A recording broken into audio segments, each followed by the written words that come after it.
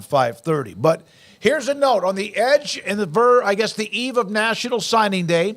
There are different places, 247, On 3. Everybody seems to have ESPN and also Rivals, who is one of the originals, a top a prospects list and who gets what. Dan Wetzel earlier saying that of the 10 players ranked 1 through 10 this year by Rivals.com, those are 10 different players, and for the first time since 2006, to 10 different programs. That happening because Georgia, with the Dylan Raiola decommitment and commitment to Nebraska, happened yesterday. First time the 10 recruits are from different schools.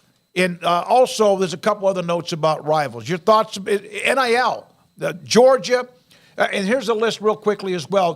Garrett, here are the top 100 players, and how many that Georgia, here's Alabama, Ohio State, Florida State, Texas, not a surprise in who has a lot of them, but then also the top 10 players, all of them committed somewhere differently.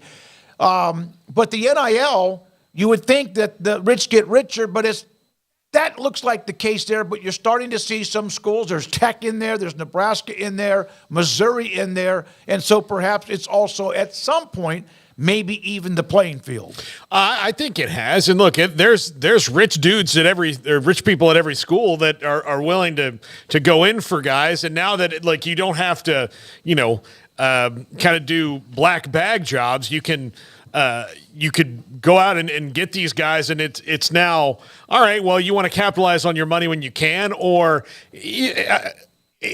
everything's open. So the transfer portal, I think, has done even more for parity, but I do think that, NIL is going to keep it to where, because you are going to be budgeted, I mean, nobody's like Jerry Jones or anything like that, or the Yankees. They can just we're going to just go sign everybody, because you still have to budget because you're coming through it. So you're not going to have 10 $2 million players on a roster right now. You might have one, and you might have some others making really good money, but you have to budget that out. So if you're $1 million player, you're going to go where you can get $1 million, right? So not everywhere can give maybe more one or two of those guys. So I'm not surprised to see it, because you got to capitalize and getting that money when you can. Yeah, I think it's a very small sample size, and 1 year where that's been the case. Like he said, that's the first time since when or since ever that's happened. Yeah. It is original 10 tweet, different players, 10 different schools. I mean, I guess you could chalk that up to NIL. I don't exactly believe that the transfer portal makes everybody on even playing field, because I think that's the re-recruitment when you do throw the bags at these guys even more so than you did when they were high school recruits. I think if you were to go and look at the transfer portal after rankings, that it's going to be a lot of the same teams, and there's going to be teams like an Ole Miss that are cleaning up multiple players. So for the talk of, well, they can't afford to pay this guy or that guy, they sure as hell do in the portal.